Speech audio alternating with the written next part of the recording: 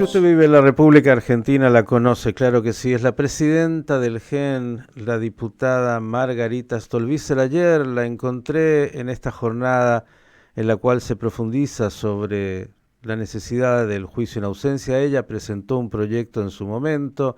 Ayer hizo una presentación nuevamente hablando de esto impecable y hay un consenso absoluto. Pero le llamamos por otro tema porque en realidad cuando la saludé le dije: mira qué bien esto de Milei, que aparece toda la polémica, pero en realidad, más allá de Milei, de lo que habría que hablar es de la financiación de la política.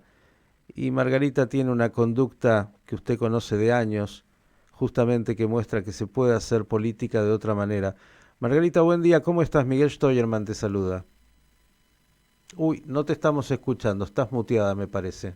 Estas cosas de la tecnología. Ahora sí. Ahora sí. Buen día. Buen día, buen día. ¿Qué tal, Miguel? ¿Cómo les va? Muy bien, directo al hueso, dicen por ahí. ¿Qué me dices respecto de la financiación de la política? Creo que es un tema, como tantos otros, que se esconde bajo la alfombra. Alguien decía que Claro. para ser presidente se necesitan 100 millones de dólares. Por eso no fuiste presidenta, Margarita. Sí, a mí me escandaliza bastante cuando se hace este sinceramiento, digamos, y a la gente no le pasa nada, ¿no? Porque también yo te puedo hablar de lo que es la realidad, de lo que dice la ley, que obviamente hay diferencias entre una cosa y otra, pero analicemos en conjunto qué pasa con una sociedad que mira de costado y que este tipo de cosas prácticamente no le importan. Esta es como todo lo que está relacionado con la falta de transparencia que tiene la política. Me tocó en el debate presidencial que se hizo en el año 2015. Yo dije claramente en ese debate en un momento, compito con gente que no puede justificar sus declaraciones juradas. Y a la gente no le importó, porque ganaron esos que no podían justificar, los que violaban toda la legislación sobre financiamiento de campaña, los límites, digamos. Y a la gente no le importa. Entonces estas conductas, por supuesto, se repiten. No hay controles debidos, no hay controles a tiempo, no hay sanciones y sobre todo no hay sanción social sobre estas cuestiones, ¿no? Hay otras mucho menores sobre las que tampoco hay sanción social, que yo digo, a mí nunca se me hubiera ocurrido cambiar de distrito y porque me decían muchos me iba mejor si me postulaba por la capital federal que por la provincia haberme cambiado. Y sin embargo vemos todas las elecciones como hay casos de gente que entra en una lista por una provincia en 2 años y 2 años siguientes, sin haber cumplido su mandato anterior, ya cambian de distrito y se postulan por otro. Son cosas, no sé, a mí me parece que esas son cuestiones que no están prohibidas en la ley, pero que sin embargo se practican, insisto, porque no existe condena social, ¿no? Y después, sobre el tema del financiamiento de la política en particular, creo que siempre hay que hacer una distinción. Una cosa es el financiamiento de la política, entendida como las actividades políticas, el funcionamiento de los partidos políticos. En general, los partidos políticos son muy pobres, no alcanzan a sostenerse con los aportes que reciben, digamos. Otra cosa es el financiamiento de las campañas electorales, que ahí es donde vemos estas sumas siderales, un aprovechamiento total de sectores privados, la proliferación, bueno, de las cartelerías, cosas carísimas, las encuestas. Recordemos que en el año 2009 se dictó una ley, después podemos profundizar un poco de esto, que era para prohibir la publicidad audiovisual, digamos, justamente porque había quienes tenían mucho dinero y entonces hacían unas propagandas que eran fantásticas y con eso ganaban. Eso se prohibió, digamos. Y la norma quedó bien, por eso el problema no son las leyes en realidad, sino que el tema es que después ahora todos hacen las mismas cosas sin violar esa ley en apariencia, digamos, pero los canales de televisión juegan tan fuertemente en favor de los candidatos que los candidatos ya no necesitan pagar, digamos, y violar la ley, sino que pasean en todos los canales de televisión y esa es su principal propaganda, ¿no? Mm. Y el tercer elemento es el financiamiento de los políticos.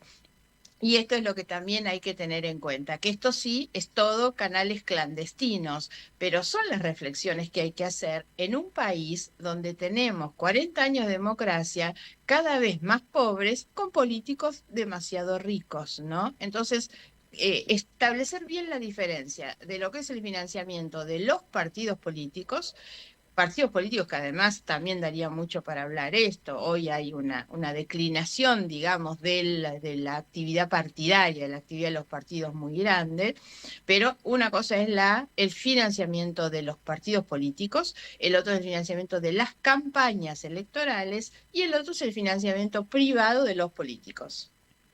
Me parece que, como dijiste, nos va como nos va por lo que apuntaste, no hay condena social. Y digo, no hay condena social de ninguno de los estratos, porque claro, el que está desesperado por ver cómo termina el mes no puede a veces ni siquiera pensar en eso, no tiene el tiempo vital, está tan desesperado que no lo puede, pero tampoco de aquellos que supuestamente se plantean como los modelos de ética y de tener un valor distinto. La condena social que la Argentina nos va así porque nos va así. Digo, en esta realidad tan complicada, quiero llevarte de vuelta al hueso. En algún momento recordamos tu cercanía y alianza con Sergio Massa. Resulta hoy superministro y candidato del oficialismo. ¿Qué nos cuentas de Sergio Massa, quien conoces bien? Sí, en realidad cuando me hacen esta pregunta que contesto reiteradamente, yo siempre digo, la verdad es que no lo conozco bien. Yo participé con Massa en una alianza en un año electoral que fue el 2017. Su partido y mi partido hicieron una coalición electoral en la cual incluso yo ingresé como candidata en un lugar que sabía claramente que nunca iba a obtener, digamos, pero fue un poco el testimonio, digamos, de ese acuerdo que era compartir esa lista con él. Massa es una persona muy capaz, con mucha capacidad de trabajo también en realidad, y una persona muy ambiciosa, muy ambiciosa. Lógicamente eso es lo que lo llevó a que nuestros caminos rápidamente tomaran direcciones diferentes cuando él decide, y le va muy bien en su decisión, incorporarse en un acuerdo con el kirchnerismo, con la Cámpora, bueno, los mismos que él cuando estaba conmigo decía que iba a perseguir por la corrupción, con ellos mismos decidió aliarse y ser en estos años un sostén muy importante del gobierno, un hombre muy fuerte del gobierno, es el que les permitió ganar. Si Massa no hubiera llegado a ese frente de todos, no hubieran ganado la elección. Entonces se los ha cobrado sin ninguna duda y hoy termina siendo el candidato presidencial, que es lo que él siempre quiso, digamos. Así que pero no es tanto lo que yo pueda decir, insisto, cuando yo hice la coalición electoral con Massa en el 2017, Massa venía de dos elecciones, 2013 en la cual él va solo y le gana al kirchnerismo y les gana incluso y les corta la posibilidad de lo que se llamaba en ese momento la reelección con una reforma de la Constitución, si hubieran conseguido Ujú. ganar, y él saca 40% de los votos. A la elección siguiente, la del 2015, él también los enfrenta y va como candidato a presidente, digamos. Yo hasta ese momento no lo conocía a Massa, nunca había hablado con él. Y bueno, él pierde la elección, no ni siquiera va al balotaje, que terminan siendo Scioli y Macri, y yo saco un porcentaje muy bajo de votos, un 3%, y después de esa elección él me viene a buscar, ese es el momento en el que yo lo conocí. Claro, de un discurso que él tenía muy claro en contra de la corrupción, decía que los iba a meter presos, bueno, todo esto que todos conocemos, y con una agenda social muy interesante, porque más hablaba de las pymes, de los jubilados, de los trabajadores, una agenda social interesante. Él me vino a buscar, tanto incluso como para ayudarme en ese momento que yo venía de la frustración de lo que había sido esa elección con tan pocos votos, y entonces empezamos a andar juntos, digamos, en la idea de confluir en una alianza para la elección del 2017, que fue lo que hicimos, una elección en la que trabajamos bien, porque la verdad es que decíamos las mismas cosas. Cuando pasa la elección del 2017, no nos va bien tampoco. La elección sigue muy polarizada entre Cristina y Macri, y obviamente después él y su fuerza política deciden ir, digamos, hacia quienes tenían la posibilidad de ganar. Así que bueno, y yo nunca, jamás iba a estar con el kirchnerismo a quienes sí efectivamente yo había denunciado, ¿no? Margarita, yo me imagino tu respuesta, pero debo formular la pregunta. ¿En política el fin justifica los medios? Es decir, ¿se puede, como algunos dicen, panquequear, cambiar, hacer cualquier cosa por estar en el poder? A ver, no se puede todo, pero yo siempre creo que el límite es un límite fundamentalmente moral, ético, ¿no?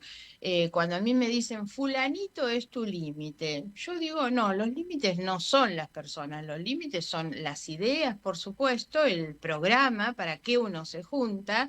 Y el límite es ético, por eso yo no podría haber ido con el kirchnerismo.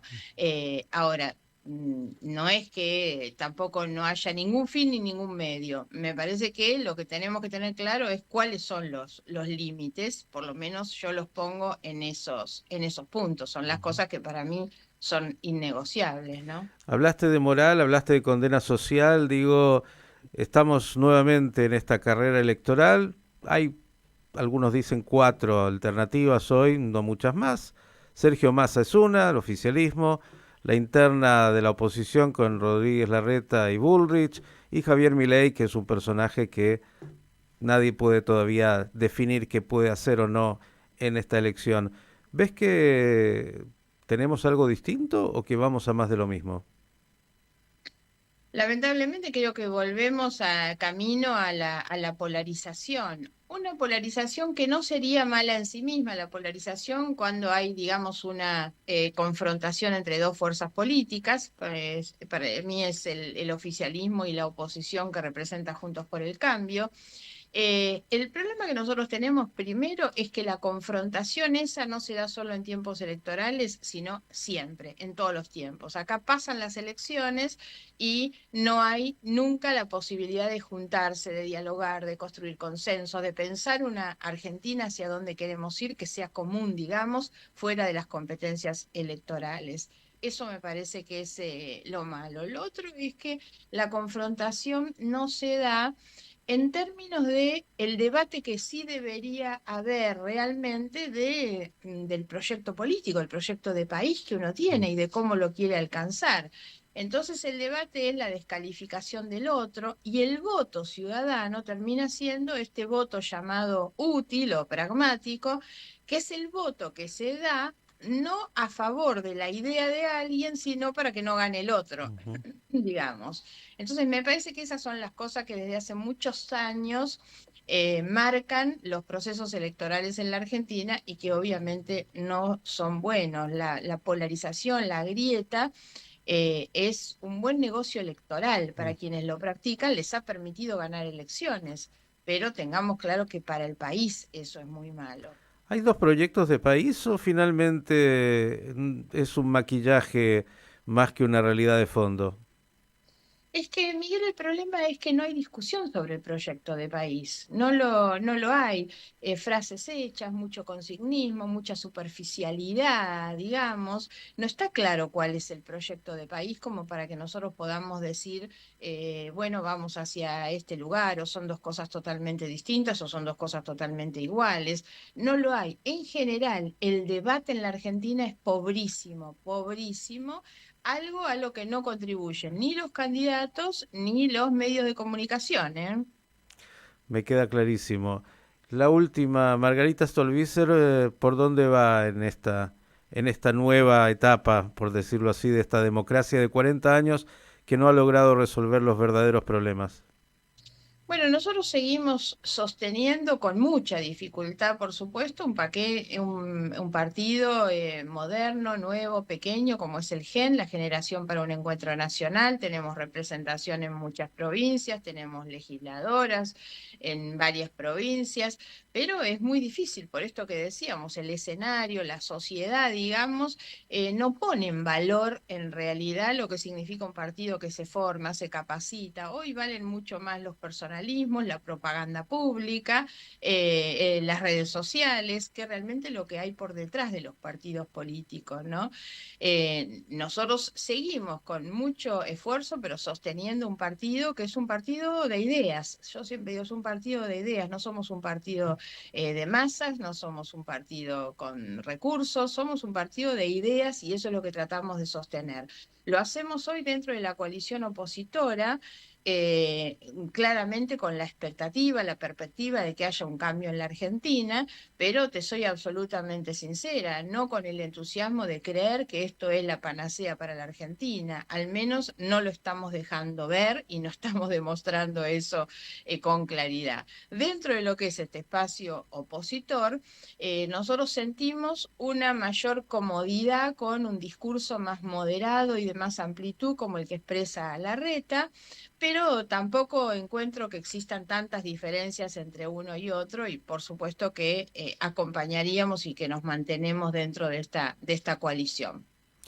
¿Podrá, y esta sí es la última, ganar la oposición en la elección? O yo recuerdo la última, cuando, en realidad la última no a esta altura, cuando Macri gana, gana por 1,5 puntos contra Scioli, a pesar de que tenía la mejor jefa de campaña Macri, que fue la actual vicepresidenta. Digo, en este marco, ¿ves a la oposición, a pesar de todo el desastre que hay, realmente triunfando en la elección presidencial? En realidad sí, lo veo y te soy sincera también, no lo veo por méritos propios, lo veo por demérito del gobierno. En realidad, Sergio Massa es un muy buen candidato para el gobierno, pero es el ministro de Economía con 140% de inflación, entonces es bastante difícil que pueda convencer de que va a arreglar algo que no arregló en este año, ¿no? Así que yo creo efectivamente que la oposición tiene muchas posibilidades de ganar la próxima elección. Clarísima como siempre, Margarita Stolbizer. Ojalá tuviéramos muchas aquí en esta Argentina porque ha dado las claves. Condena social, moral, temas que deberían estar siempre en la prioridad de los ciudadanos, pero parece que miramos para otro lado. Gracias, hasta la próxima. Gracias, hasta pronto, adiós.